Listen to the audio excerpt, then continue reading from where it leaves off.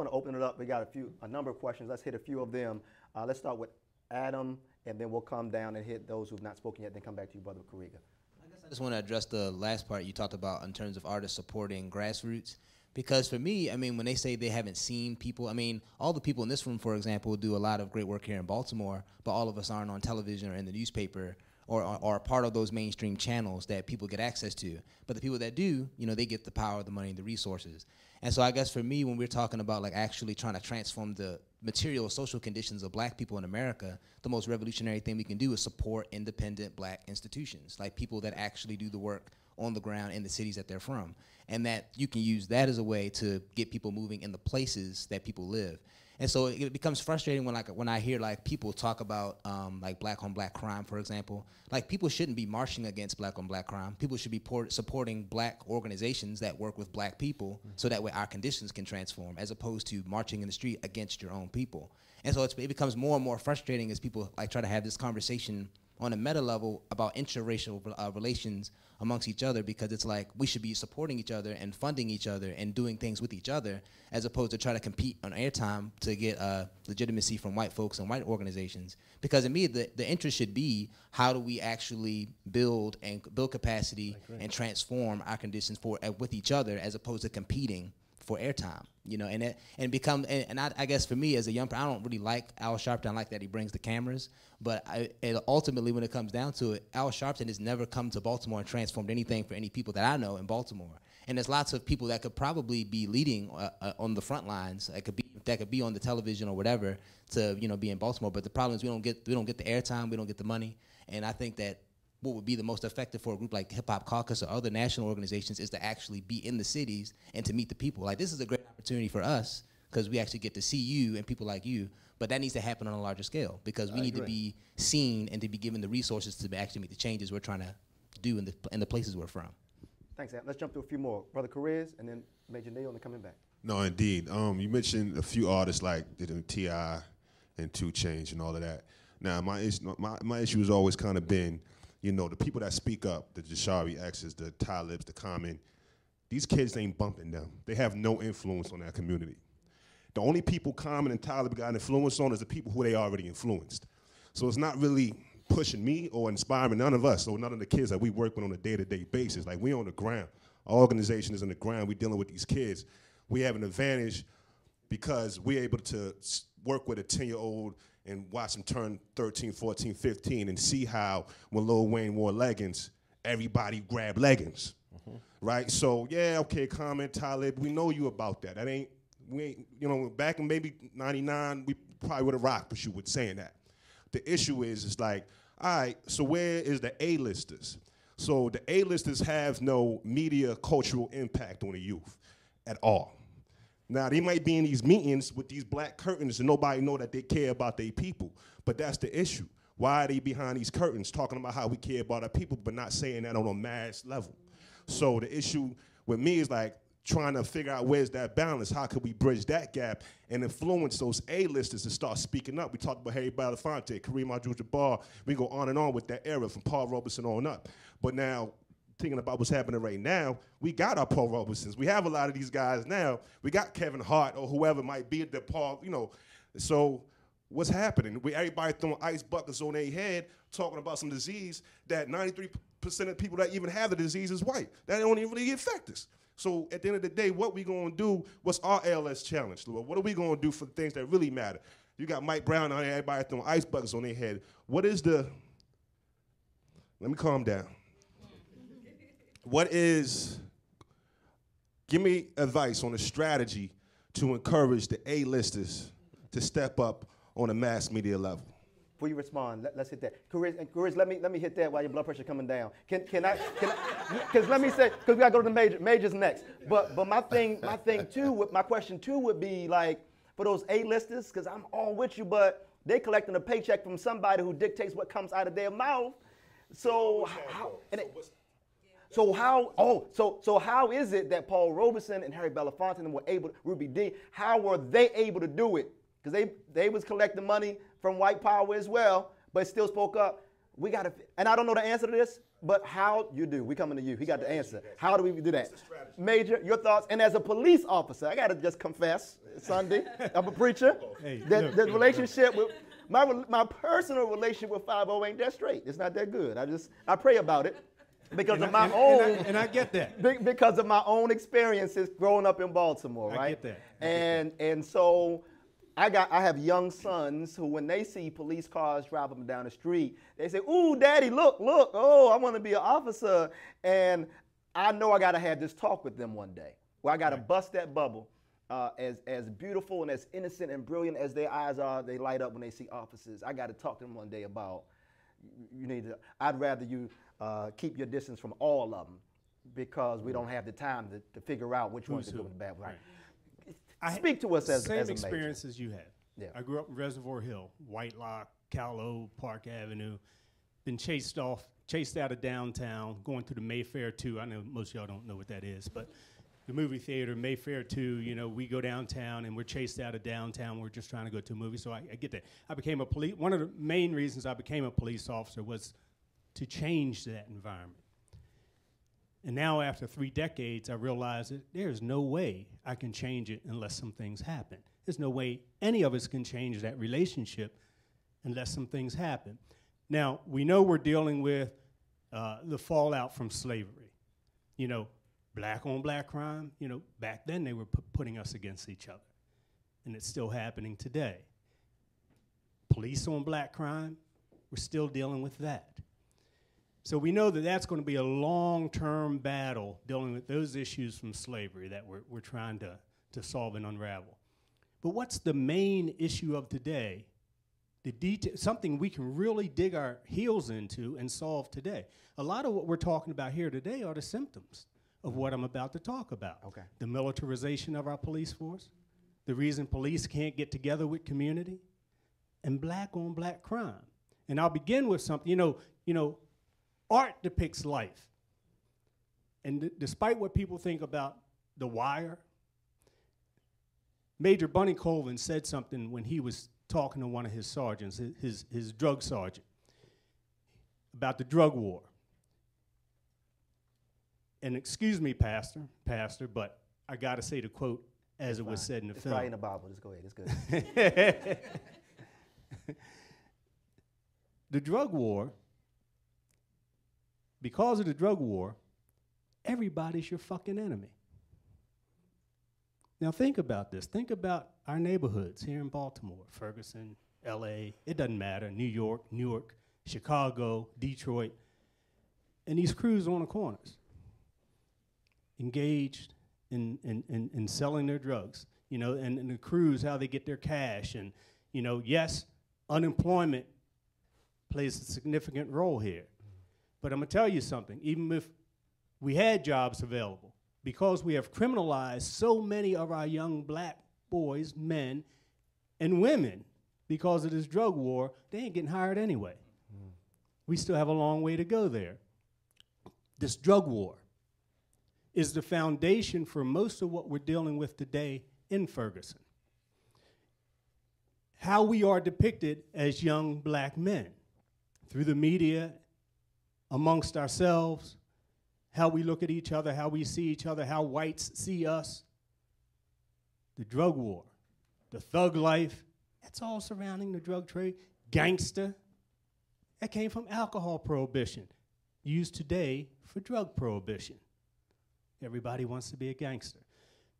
The militarization of our police force, that started in the 1980s, around 1980, because the cartels, drug gangs, drug crews, organized crime were arming themselves for the role they played in the drug war, for fighting each other and fighting the police. So what do the police do? They arm themselves. Automatic weapons, surplus military equipment, the 1033 program where it keeps dumping equipment into policing. And as long as we, the police, are fighting this drug war, coming into communities, looking for drugs, searching people, searching cars, searching homes, occupying these communities, nothing will ever change in how we police in black communities. We can end the drug war. tying it right to Michelle Alexander's book. Okay. You end the prohibition of drugs. We're moving in that direction already with marijuana, and I know there's many parts to this. I know that a lot of money that comes from the drug trade does a lot within the black community. Like it or not, it does. Johns Hopkins is not the #1 single employer in Baltimore. Unfortunately, it's the drug trade. So we have a lot of work to do there with rebuilding our communities. And that's where voting comes in. A strategic movement to bring an end to the drug war, a strategic movement to bring an end to the drug war by changing policy, legislation. But the voting comes in for a long-term piece of putting those right people in place to maintain control of policy. But then we got to cut that money out of politics too, because especially on the national level, they're making a lot of money. Now locally, I can go with you. We can I think make greater and quicker effective change politics is locally. local politics. And that's why we have to engage our people. When this mayor was elected, first of all, it was 18% of Baltimore citizens came out to vote in that election. Okay, Champaign-Urbana is another example where they're putting the right people in place for long-term success and growth within the black community. That's what needs to happen, locally first. And then it'll happen at the state level and then at the federal level. There's so much more to this that I can talk about regarding the drug war and how it rips our communities apart. And it's the Berlin Wall for progress within the black community. Let me just put it that way. We got to tear down the Berlin Wall. Wow. And that's the drug war. A lot of tweetable quotes going on right now, and I hope y'all thumbs are moving. And I would just add this, and we can't speak to it. We got about 5 minutes, so I got to jump to a lot of you who have comments. And if you have solutions, where do we go from here? What do we do now? I definitely want to hear, and so we're gonna roll. I just want to say this because somebody might Google it one day and learn a thing or two, as I did, about Judge Kenneth Johnson, who in the early 90s commissioned a grand jury to investigate the drug war in Baltimore City, and that grand jury found out that it was the white collar, the Sweets, who was controlling and profiting off of the drug trade in Baltimore City. You won't find that taught in the Baltimore City public school system, but beloved, please Google that, Judge Kenneth Johnson, and Google the grand jury from 1992, I believe it was, where it was very controversial.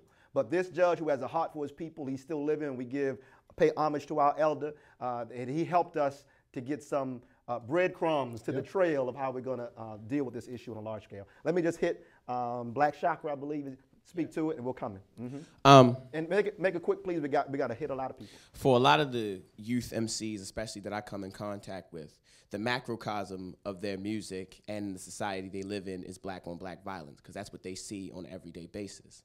Now, though they see like police brutality and they see white racism, or they see racism as a whole, they keep that as the microcosm, and it doesn't affect their music. So in what way can we make this microcosm a macrocosm? In what way can we make this important to them when what they're seeing is so many black people getting killed by black people? And as far as the solution, the only one I could think of is policing ourselves. Like, our neighborhood should have their own police force. I mean, a cop is just as human as I am, is just as human as my father is, just as human as my neighbor is. If we policed ourselves, then we could deal with the issues of police brutality internally, and it wouldn't have to be on a national scale because we could handle it on neighborhoods. The difference between our neighborhoods and most other neighborhoods I see is the Jewish neighborhoods handle their own problems. Italians handle their own problems. Blacks, we get together as a nation, but we never handle the problem. We ask for politicians to handle the problem or someone else to handle the problem. So until we can police ourselves, I feel like the problems are going to continue. Thank you. Slangston. In terms of voting, I would never say voting has no power, but in terms of what we've always done is sit and wait. You vote, and then you say, when's it going to happen? You vote, and then you say, when's it going to happen? And there's been strategic movements to try to groom and put the right person in place, whether you're talking about Detroit, Gary, Indiana, Newark, New Jersey. What happens is when you get into office, two things happen. One, you find out that their commitment was not what you thought it was. Two, the reason for that being is because they have to answer to people who, one, have their financial interests at hand, and who, two, don't have the interests of the people at hand. So that will never be the most radical thing that can be done, because it won't have the most radical solution. the most radical thing that we can do is build our own community ourselves. To kind of veggie back off of what Black Chakra said and what Adam said earlier, like to build our own institutions. Here in Baltimore, you have Leaders of a Beautiful Struggle, and you have us at Do More Baltimore. Like, you'll know when we're being radical enough when outside forces start to come and stop what we're doing. We have to build our own institutions and not have our own institution with an all-white board of directors above us. Our own institutions. And to stop the aspect of not having our own financial responsibility. It may come with a lot of struggle. I'm going to have to get the benediction after you too, but Sib, let's start with you. Yeah, I just want to, speaking of, artists, Reverend, can you go back when you have another conference and tell the artists to stop killing Black people in their music and stop selling kilos of dope in their music? And then maybe it will transfer into reality as well, as we know that art, imitates life. So we have to police these artists. So I think like groups like yours, like are the artists being are they being held responsible for what they're putting out there? And I think what everybody else has said is that, for me, Black on Black crime, it's a justification, it's an excuse to not do anything. Because I know so many organizations that are doing something to directly combat Black on Black crime. So when people say that, it's an excuse. And also, I think that we have to stop coming from this grandiose thing, thinking that something is going to happen overnight, and coming from a victim standpoint. I hear a lot of victimization. And if I'm doing the work, and if I am the solution, I am a movement. Just me being alive is the fact that I'm a big movement. I'm just not a moment in time. I think that we have to change our ideals of what we do and who we are around and start seeing our people as stars that they are. And also, how do we get the money from, they don't have to be on the front line. I don't care if a Common or a Lil Wayne shows up. Just cut the check. You know what I'm saying? There was a lot of people, I think Booker T. Washington, a lot of people didn't know that he was actually funding a lot of the things that they thought he stood against. So you don't have to be on the front line. We understand you have endorsements and you have to a face that you have to cover, but how do we get that 10% that you're supposed to be giving away anyways? And I think that's the knowledge that we really need. Davon, that much. I mean, I think one of the problems when you talk about legislation is that the public policy apparatus that supposedly represents the interests of the things that we've talked about today are usually represented by big foundations that aren't connected to the communities of which are being most directly affected. And I think in terms of solutions, in terms of adding on to the notion of independent Black institutions, really coming to a place where we recognize the power of the grassroots, because there's something called Christopher's Law that was passed here in 2014, a law that was led by Delegate Joe Carter and the mother of Christopher Brand, who was killed by Baltimore County Police. Wasn't a foundation, wasn't a nonprofit that financed that effort, but it was the mother of the mother of the person who was slain. Organizations like Leaders of a Beautiful Struggle, the Baltimore chapter, NAACP, and other organizations came together in order to represent the public policy agenda. So I think a part of what's important for this conversation is not just the policy and legislation, but also making sure the grassroots can speak on our own behalf when it comes to the legislation we put forward. We got to wrap it there. Independent Black institutions was one solution that came out of this. Black media was another that came out of this. Can I just throw in Black church? Amen. Somebody.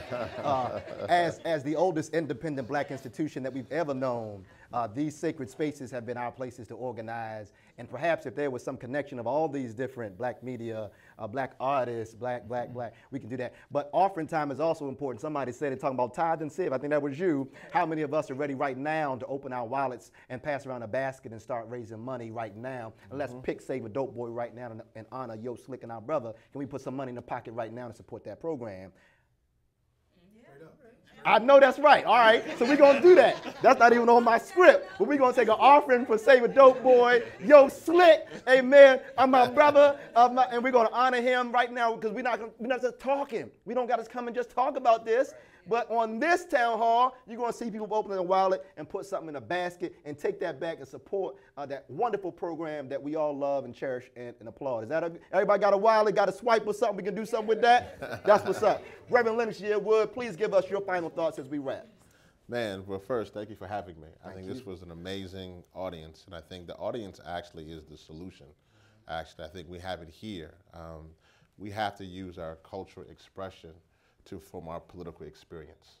And I think that's what we're utilizing. I think how we opened the show with that amazing poetry and rendition was clear that some way that I could never explain how we're feeling. I think that, and I'm sure we're gonna have another one at the end of the show to do the same thing. And so my Jessica Caramore, my brother Jay Ivy, Malik Youssef, all my other poets always tell me all the time that, we're artists, so they always remind me that we're artists too, and they are.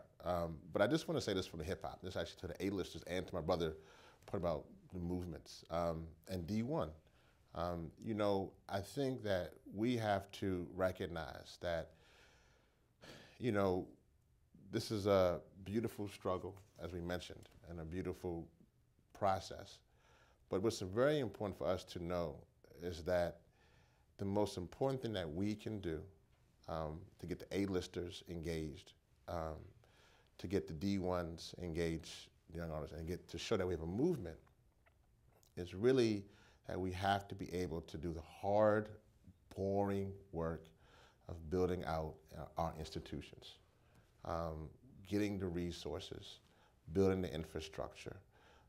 When things overlap, not just doing your own thing, but coming together as a unification. Churches, not just putting aside pastors, putting aside their egos, and literally opening the doors so that when they only use the church for 3 days, let the community use it for the other 4 days. There's so many solutions that we can do, but it will actually take talk. I think you're right. We do want action, but we actually do need some more time for talk. We actually need to have more of these conversations. Hip Hop Caucus, I just close with this. When it was created out of a revolution. It was created because the Hip Hop Summit, at the time I worked for Russell Simmons, I was his political director, and there also was the Hip Hop Convention. And the convention was mostly the grassroots, and the convention was rioting, was Rosa Clemente and others, and they were saying that, many of those, Bakari Kitwana, was saying that there was this artist-driven Hip Hop Summit, and it was just artist-driven because it was also part of the social marketing to some degree, in which they would just do things. The Hip Hop Caucus was created by poets and artists of all levels and communities, and hopefully there will be a stronger Hip Hop Caucus Baltimore. I think will probably emerge after this conversation for sure.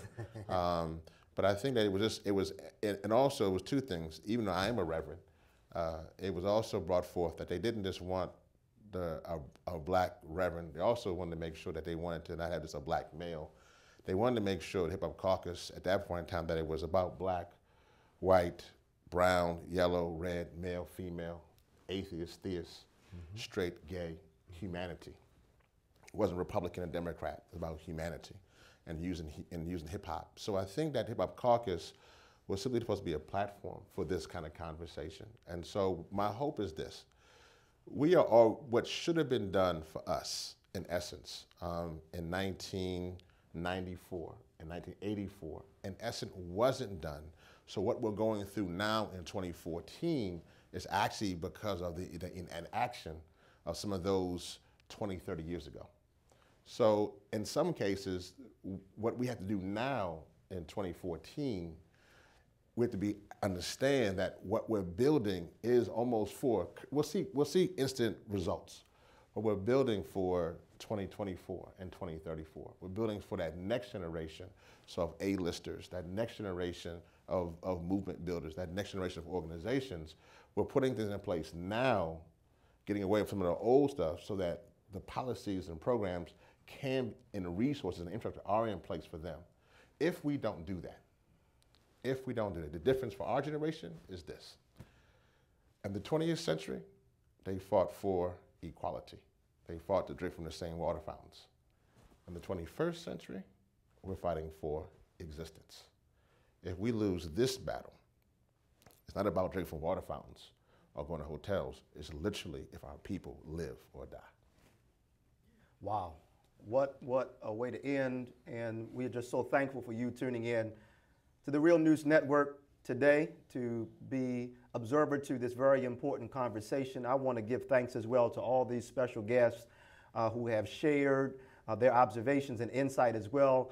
I think together we created something in this moment that I pray is more than a moment, but transforms to a movement. In fact, and it'll come down to what we do when the cameras go off and when the cameras go away.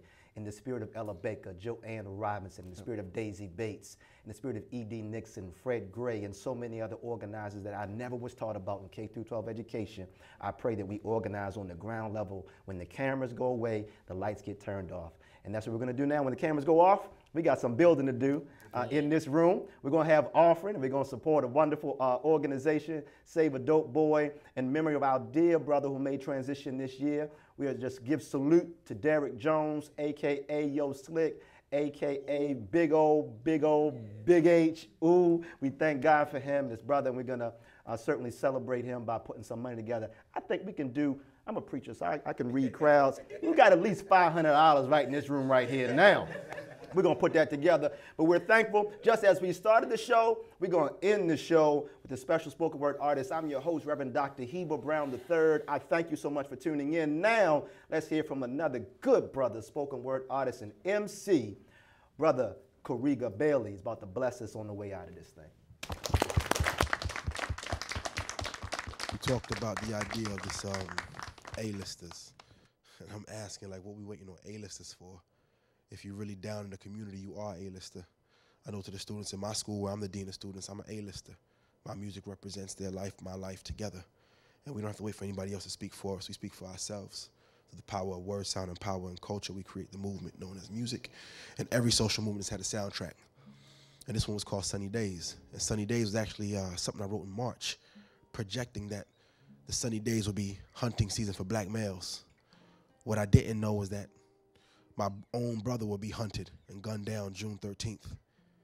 And this music will be the soundtrack to help us get through. Yeah, just another sunny day in Northern California. Watch where you going and people might run up on you. And I ain't talking about the gangs that bang red and blue. I'm talking about the boys in blue who aim them things right at you. My mama asked me keep my hands at 10 and 2, but I'm a grown man whipping with that B-boy cool.